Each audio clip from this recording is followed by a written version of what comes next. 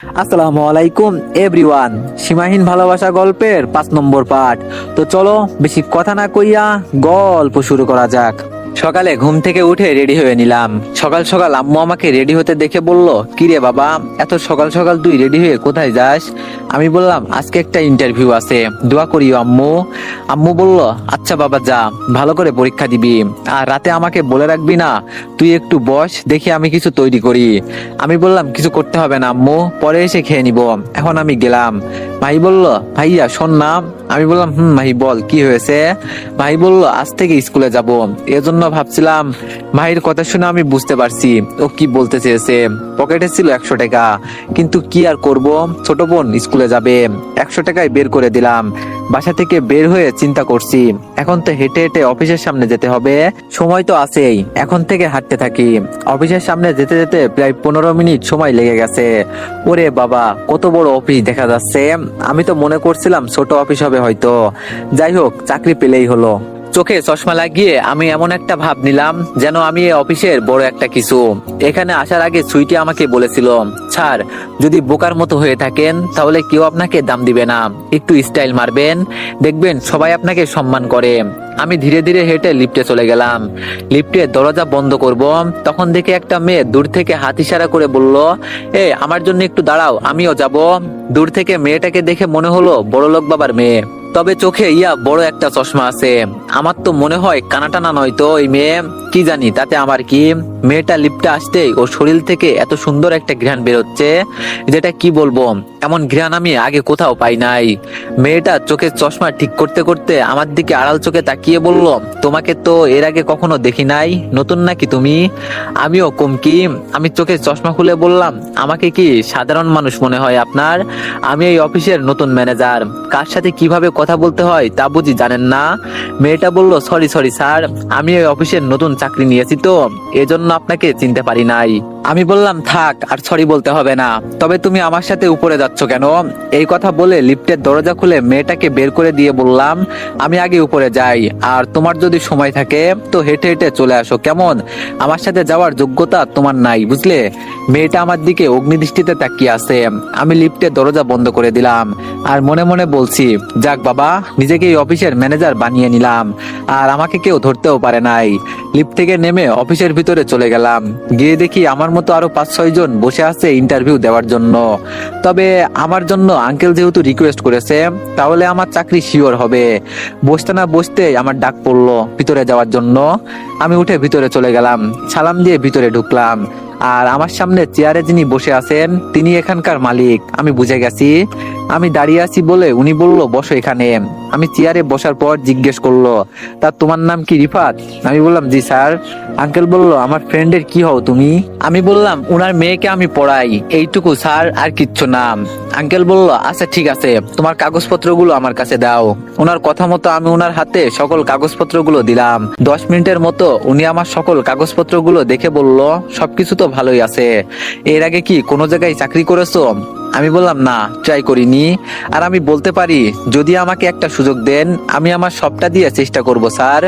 Sir বলল, সুযোগ তো দিতেই হবে তোমাকে, আমার বেস্ট ফ্রেন্ড যেহেতু বলল, আমি তোমার সবকিছু রাখলাম।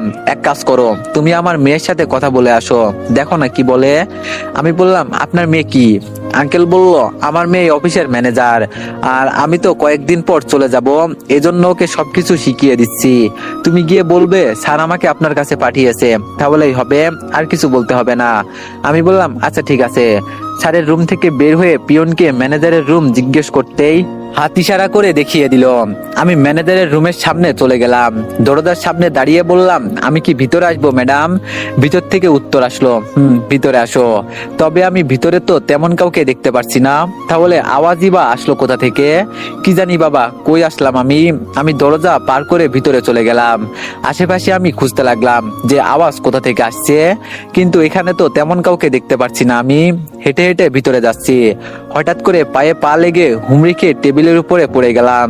আর টেবিলের উপরে যে পানির একটা মগ রাখা ছিল ওইটা আমার চোখে পড়ে নাই। নিচে পড়ার কারণে মগে আমার হাত লেগে ওটা নিচে পড়ে গেল। আর তখনই একটা চিৎকার ভেসে আসলো, কিরে তুই এটা কি করলি? আমাকে পানি দিয়ে ভিজিয়ে দিলি? এটা বলতেই যিনি নিচ থেকে উপরে উঠলো তাকে দেখে তো ইতিমধ্যে আমার হাত পা কাঁপতে শুরু করলো। যা একটু চাকরির আশা করে এখানে আসছিলাম সেটাও মনে হয় গেল এবার।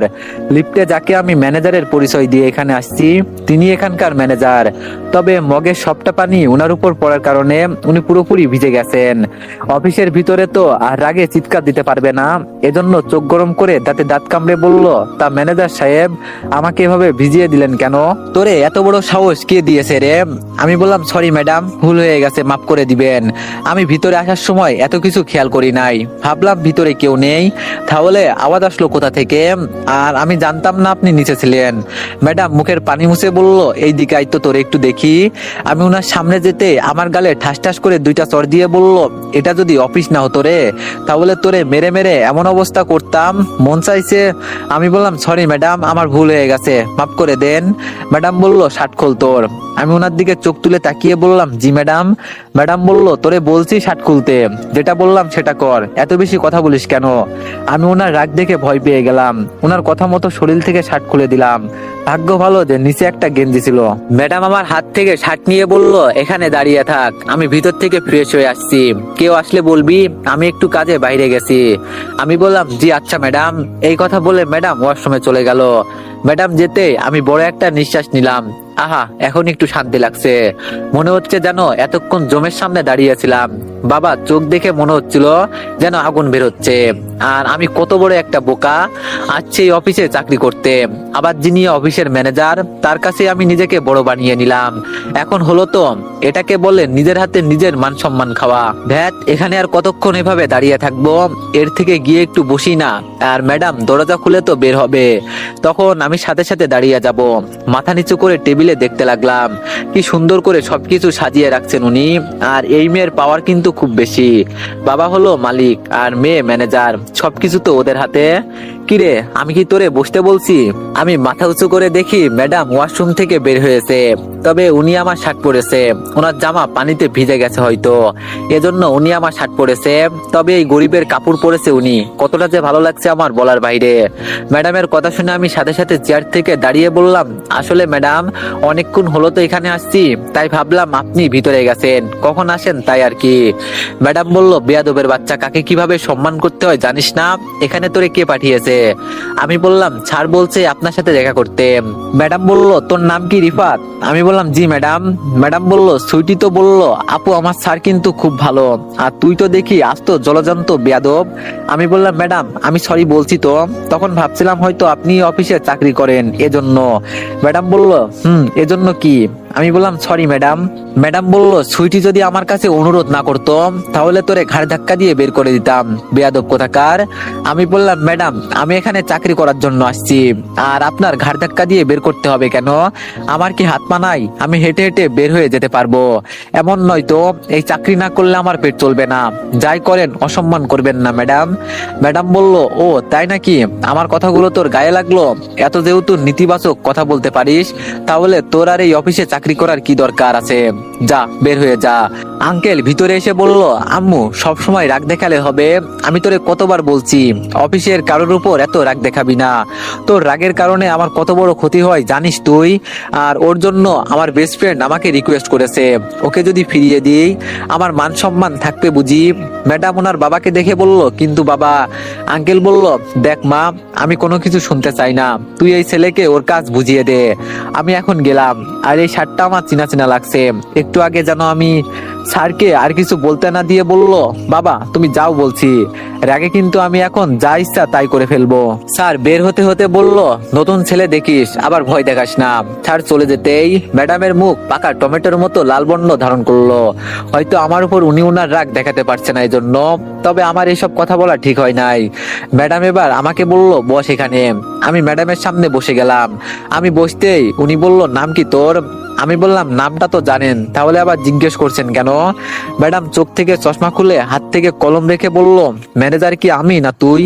আমি বললাম, সরি ম্যাডাম, ভুল হয়ে গেছে। ম্যাডাম বলল, তোর সরি দিয়ে তুই পানি খা, আমি যা বলবো তাই উত্তর দিবি, একটা যদি উল্টাপাল্টা কথা বলিস না।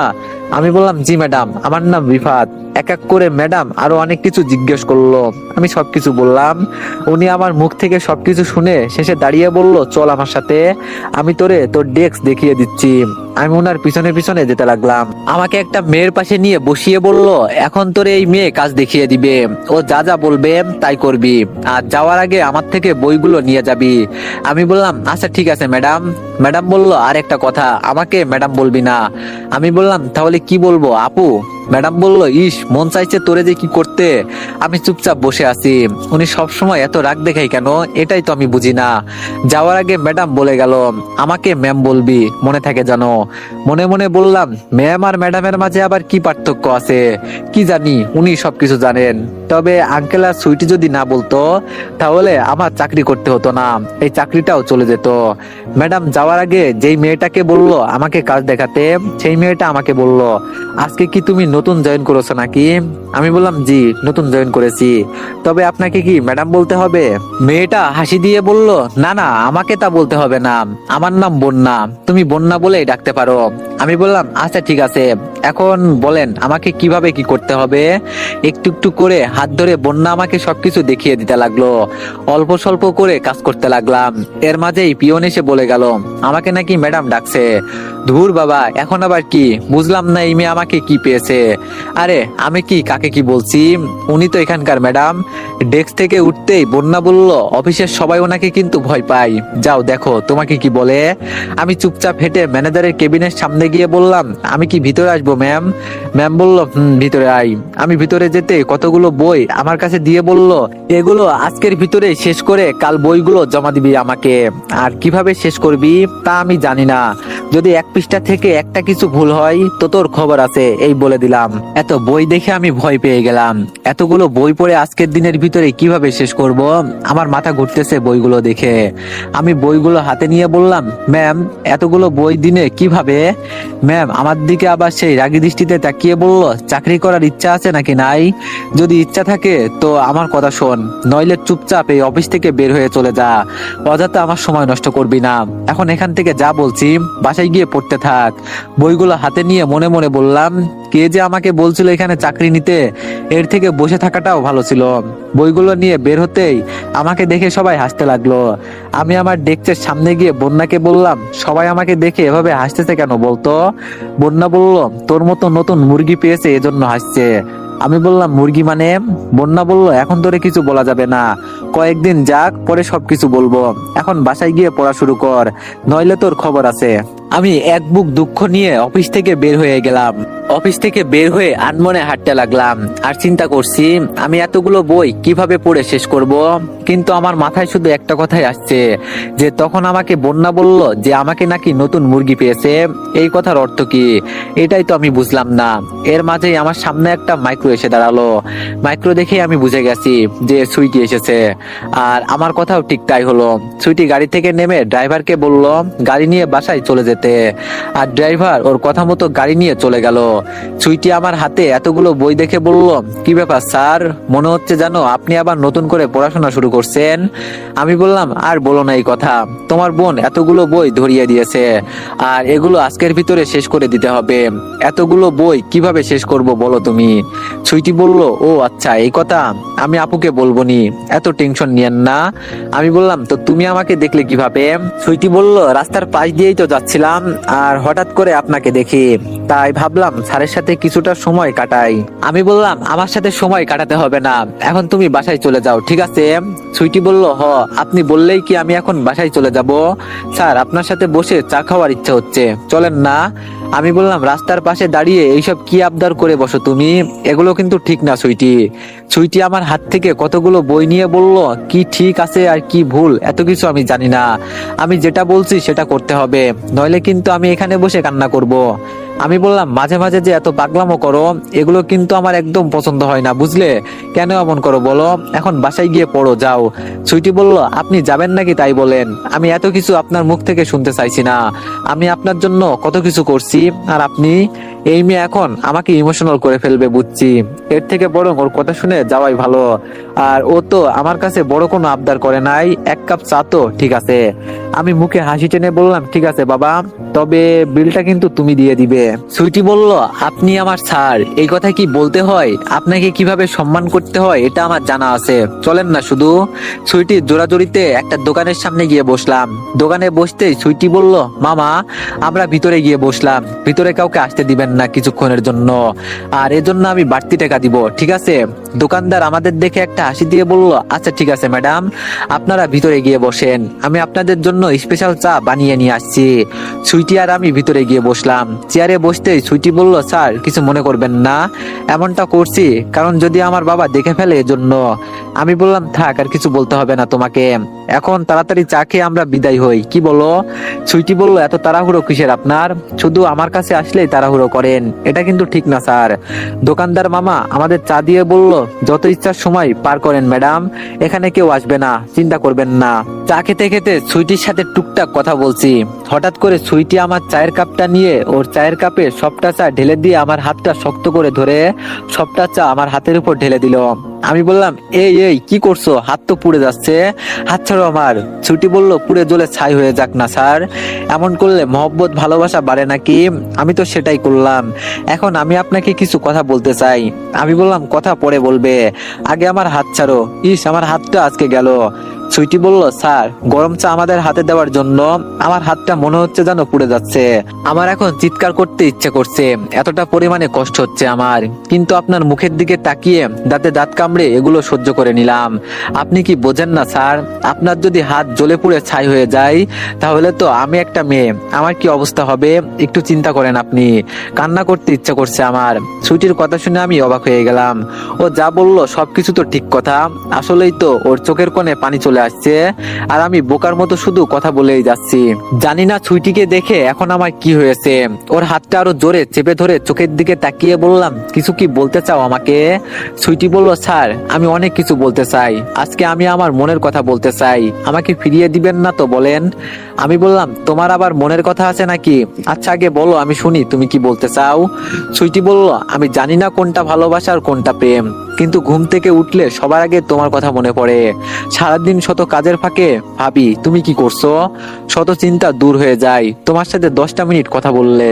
ভালোবাসা কি জিনিস এটা আজও শেখা হলো না, তবে তোমাকে দেখে যে একটা ফিলিংস আসে এটাকেই আমি ভালোবাসা মনে করি। ভালোবাসতে সুন্দর একটা মন লাগে, আর আমি মনে করি আমার সেটা আছে। 24টা ঘন্টা সময়ের ভিতরে আমার 20 ঘন্টায় তোমার কথা মনে পড়ে।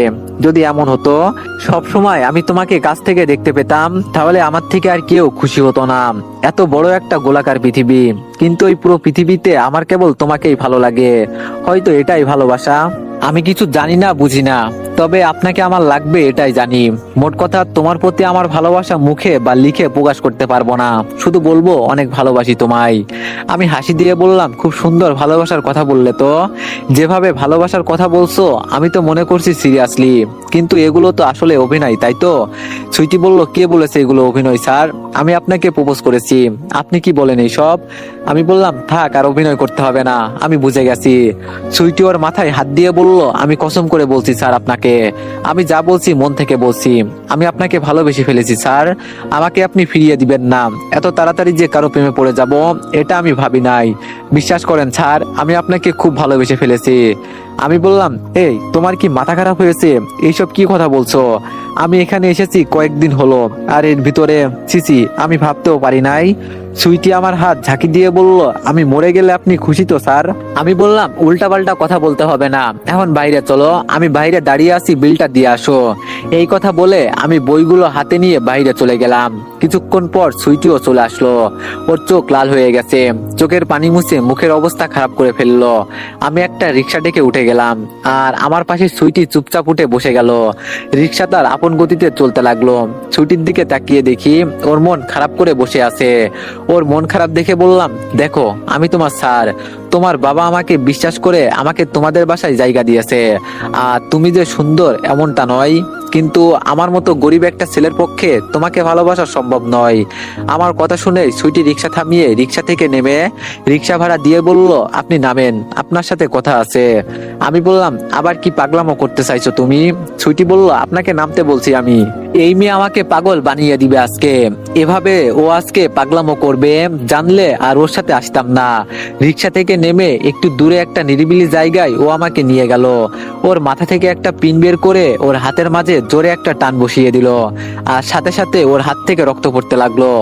আমি ওর হাত ধরে বললাম, তুমি কি পাগল হয়ে গেছো? এটা কি করলে? আমার কথা শুনে আবার সুইটি আমার হাত ধরে আমার হাতে পিন দিয়ে টান বসিয়ে দিল, আর এখন আমার হাত থেকেও রক্ত বেরোচ্ছে। সুইটি এবার আমার রক্তমাখা হাত দেখে চোখের পানি ছেড়ে দিয়ে বলল, স্যার, ভালোবাসা কি কোনো আলাদা রং আছে? আমার রক্তের রং লাল, আপনারও তো লাল। তাহলে এখানে ধনী গরিবের কিসের ভেদাভেদ? আমাকে আর কি প্রমাণ করতে হবে বলেন? আমি ভালোবাসা প্রকাশ করতে সবকিছু করতে পারি। ভালোবাসার উপর আমার একটুও বিশ্বাস ছিল না, কিন্তু আপনাকে দেখার পর আমার কি হয়েছে আমি নিজেও জানি না। খুব ভালোবেসে ফেলেছি আপনাকে। প্লিজ স্যার, আমাকে ফিরিয়ে দিবেন না। ছুটির কথা শুনে আমি কি করব বুঝতে পারছি না। হাত থেকে প্রচুর রক্ত বেরোচ্ছে। সামনে একটা ছোট হাসপাতাল দেখতে পেলাম। তাড়াতাড়ি সুইটিকে ধরে হাসপাতালে নিয়ে গেলাম। হাসপাতালে গিয়ে হাত ব্যান্ডেজ করে হাসপাতাল থেকে বের হলাম। রাস্তায় দাঁড়িয়ে বললাম, আজকে যে এইসব পাগলামো করলে, এগুলো কিন্তু ঠিক না সুইটি। এইসবের কোনো মানে নাই। বয়সের তুলনায় তুমি অনেক পিচ্ছি একটা মেয়ে। এখন আবেগের বশে এইসব কথা বলছো। কয়েকদিন পর আবেগ চলে যাবে, বুঝলে? এজন্য বলছি এইসব বাদ দিয়ে পড়াশোনায় মনোযোগ দাও, ঠিক আছে? সুইটি বলল, আপনি আমার কথা শুনলেন না তো স্যার? বড় একটা ভুল করে ফেললেন। বুঝবেন একদিন স্যার, যখন আমি থাকবো না। এভাবে হাত কেটে কেউ বলবে না যে ভালোবাসি আপনাকে। বিশ্বাস করেন স্যার, এতক্ষণ আপনার সাথে ছিলাম বলে আমি সেফ ছিলাম, কিন্তু এখন বাসায় চলে যাব। জানি না পরে কি হবে। তবে একটা কথা, আমার কিছু হয়ে গেলে আপনি আমাকে দেখতে আসবেন না। আজকে আমি আমার ভালোবাসার কথা প্রকাশ করেছি। যদি এটাই না পাই, তাহলে এই দুনিয়াতে থেকে লাভ আছে কোনো? ভালো থাকবেন স্যার, আর কখনো আমি আপনাকে বিরক্ত করব না। ভালো থাকবেন স্যার। এই কথা বলে সুইটি রিক্সায় উঠে চলে গেল। ওর কথা শুনে তো আমার মাথা ঘুরছে। সত্যি ও আবার উল্টাপাল্টা কিছু করে ফেলবে না তো? আমার তো এখন ভয় হতে শুরু করছে। ধীরে ধীরে হেঁটে বাসায় চলে গেলাম। ভাইয়া আমার হাত থেকে বইগুলো নিয়ে বলল, এগুলো বই দিয়ে কি করবি ভাইয়া? আমি বললাম, কি আর করব, অফিসের বই পড়ে শেষ করতে হবে। আমার কথা শুনে মাই খুশিতে আমাকে জড়িয়ে ধরে বললাম, তার মানে তোর চাকরি হয়ে গেছে? আমি বললাম, হ বোন, হয়েছে। আর এই সবকিছুর পেছনে আমার ছাত্রীর হাত আছে। ভাই বলল, সে যাই হোক ভাইয়া, তোর তো চাকরি হয়েছে। হাত মুখ ধুয়ে টেবিলে বস, আমি তোরে খাবার দিচ্ছি। আম্মু ঘুমাচ্ছেন, ওনাকে ডেকে কোনো লাভ নেই। আমি ওয়াশরুমে গিয়ে হাত মুখ ধুয়ে টেবিলে গিয়ে বসলাম। দুই ভাই বোন খাবার খাচ্ছি, তার কথা বলছি। তবে সুইটির কথা যেন আমি ভুলে গেছি মনে হচ্ছে। খেটে একটা বই নিয়ে পড়তে বসলাম। বইগুলো আগে পড়ে শেষ করতে হবে। একটাই বই নিয়ে কতক্ষণ বসেছিলাম জানি না। এর মাঝেই ফোনটা বাজতে লাগলো। ফোনের নম্বর দেখে বুঝলাম সুইটি কল দিয়েছে। মনে মনে বললাম, এখন আবার কি বলবে এই মেয়ে? মন যা চাই তাই করে। ও পাগল একটা মেয়ে। আমি ফোন রিসিভ করে বললাম, সুইটি বলো, কি হয়েছে? ওপাশ থেকে আঙ্কেল বলল, বাবা তাড়াতাড়ি আমাদের বাসার সামনে হাসপাতালে চলে আসো, সুইটি বিষ খেয়েছে। তো এভরিওয়ান, নেক্সট পার্টের জন্য সবাই একটু বেশি বেশি লাইক আর কমেন্ট করে দিও। ধন্যবাদ।